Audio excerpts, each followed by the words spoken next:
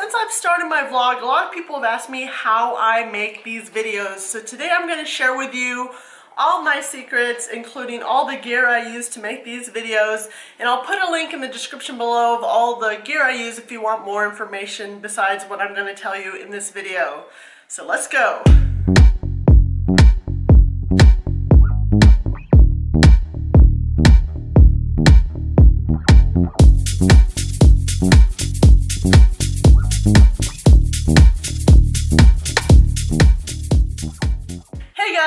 My name is Tanya, and as many of you may already know, I've been making a travel vlog for about a year now. If you've never seen any of my videos, you might check out my 2018 travel year in review video, which is right here. And in it, you can see the progression of my travel vlogging skills over the course of the year. So I'm going to sort of explain the equipment I use in a chronological order from what I used in the beginning, and then explain what I added to my toolbox to sort of explain why I have what and what each thing is useful for and how that expands what you're able to film. One big disclaimer up front, I'm not a professional photographer or videographer or editor. Everything I've learned over the past year is self-taught. So this video will not show you how the professionals do it. It'll show you sort of what I've developed on my own and give you an idea of what you can do with the limited amount of money for gear.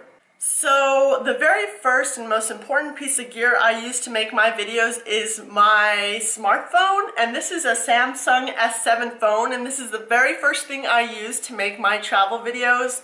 You hear a lot of other vloggers talk about how they have started with only a phone camera to make their videos, and I've seen videos that are only made with a phone camera that look really good. So if you are interested in making videos and all you have is a smartphone, you shouldn't feel discouraged to use that. So the second piece of equipment I needed in addition to my cell phone camera to make travel vlogs was a selfie stick. Now this is the first selfie stick I ever bought, and I bought it at a random store, and I bought it with this phone attachment to hold my phone. I broke down and found a selfie stick. And this one was really good because it telescopes out very far. But I later learned that it was better for me actually to get a waterproof selfie stick, and this one doesn't telescope out as far as my initial one. But I find it's a lot better because if you have the selfie stick extended too far out, the video can get very shaky, and it's just not really anything you need. If you want to get a large background behind you, it could be good to have a long selfie stick, but if you're really going to be doing landscapes, I think it's better to get a tripod for something like that. If you're going to be talking to the camera on the go, I think a smaller selfie stick is all you need. And it's so great to have a waterproof one because even if you're not filming underwater, you will probably end up in rain and wet anyways. So you're going to want to be able to deal with that without worrying about your selfie stick shorting out or having problems. Another great thing about a selfie stick is that it's good for just regular filming as well because it gives you a stable handle for holding your camera. If you film a lot, you start realizing that it's hard to hold a phone or a camera that's small like this. It makes things more shaky and unstable, but having a nice handle to film gives you a little bit of stability without investing in a gimbal. So another piece of equipment I swear by that I got in the very beginning was this about like $5 plastic phone holder case. Now technically the phone I have, the Samsung S7, has some waterproof capabilities, but I don't know how well I trust that, and my phone was not cheap, so I don't really want to ruin it. So I think having this plastic case is a nice peace of mind for when you're in the rain or near a pool, to be able to film and not worry about your phone camera getting wet. Now I really love this because although I have a cheap action camera that I'll show you in a little bit, this gives a much better video quality than that camera, and so it's nice to have this.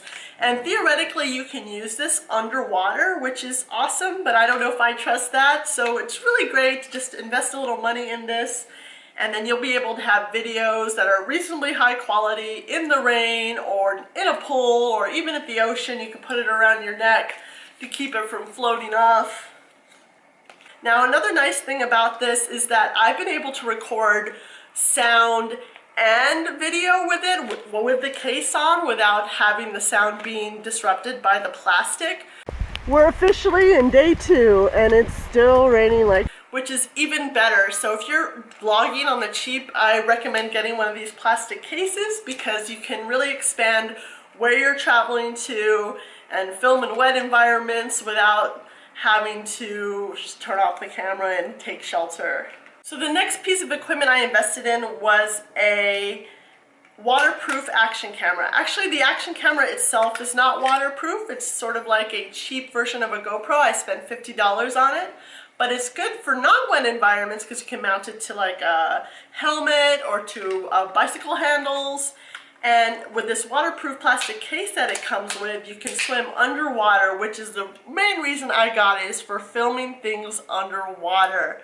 And it pairs really well with my waterproof selfie stick. I can put this cord around my wrist when I'm in the water, like in the ocean, when there's a lot of waves and turbulent water, and I'm not worried about losing it because it's always attached to my wrist.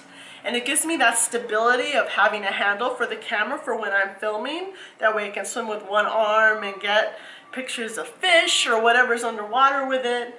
And it's also good when it's raining or just in super wet environments. I can feel really confident that I can film without ruining my camera. I use this at the Blue Lagoon where the water, you can damage a lot of things in the Blue Lagoon, and this was great because of the plastic. I could use it in the water, and if a little water splashed on it, I didn't worry too much about damaging it. So the two of these together really upped my filming game and allowed me to film underwater confidently without worrying about losing or hurting anything valuable. So the biggest investment I've made in my filming gear was my Sony RX100 III point and shoot camera, which I'm filming on right now. This camera gives amazing video compared to my phone. It has a much bigger sensor that's almost 10 times the size of the sensor on my cell phone camera.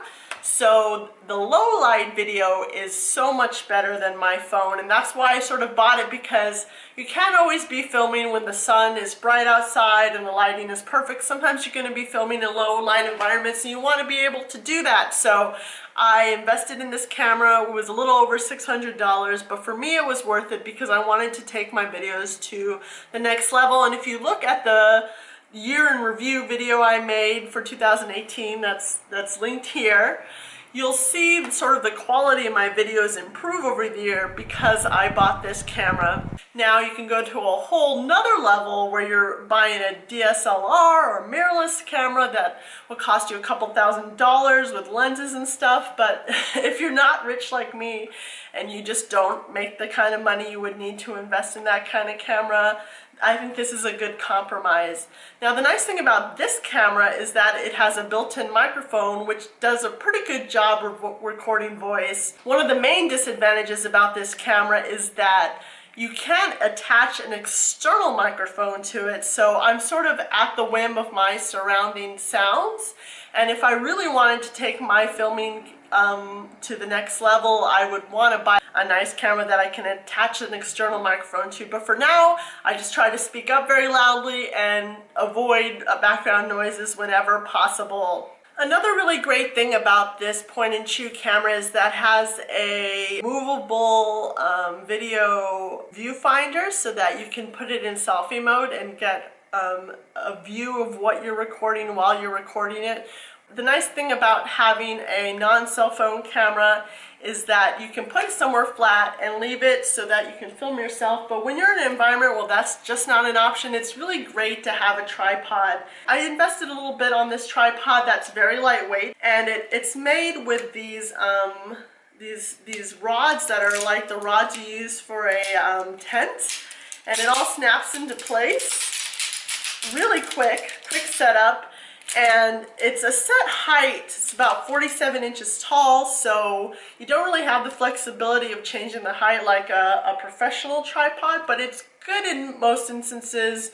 You can sort of just put it where you need it and then back away, and you can sort of alter the height by changing how wide these legs are. What I love about this tripod is that it's only 10 ounces, which means that I can take it in my carry-on when I'm traveling light, which I do a lot because I travel cheap.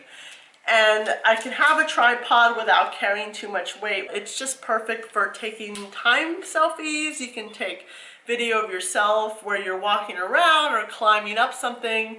It's really good. So the last piece of equipment that I use that wouldn't be completely obvious is a external hard drive. If you have a lot of storage on your laptop, you don't really need this, but if you film a lot of videos and you want to hold on to the raw video for later use, I definitely recommend investing in an external hard drive if you're going to be making videos, because especially when you make higher quality video with better cameras, you know, the hard drive just fills up fast. This is a 2 terabyte hard drive in my favorite color of blue. And it's served me pretty well. It's very small and compact, and you know, it's just really great to have. And the more filming I do, the more of these I'm probably gonna end up buying. So you're gonna end up with a stack of those if you really get into filming. But it's good to have. You want to back up your documents anyway, so it's one of the things that you'll want, that you'll get some use out of. So the final piece of gear I use to make my vlogs is a video editor. Now there's a bunch of them on the market, and I'm not 100% happy with the one that I currently use. So if you have any suggestions for good film editing software, please recommend in the comments below. But the one I use is called Mojave, and I paid about $30 or $40 for it, and it's served me pretty well. And it was easy to install and easy to get, but I don't really like it because I was trying to install on another computer, and I contacted customer support and they never got back to me about using the same code on another computer, so I might have to buy it again for a different computer. So I really recommend looking for something that you can move from computer to computer without having to pay extra. But I think most film editing software is very similar, you know, so you sort of get better with that as you have more experience. So that's it for how I make my videos and all the gear I used. If I didn't answer one of your questions, please put those in the comments below. And if there's anything that you want to recommend to me that I don't have, please put that in the comments below as well. If you want to see some of the videos that I've made with this equipment, or you want to see some of the videos I'm going to make, please hit subscribe and click the bell to be notified when more videos are available. Until next time, bye! So, dropped my phone.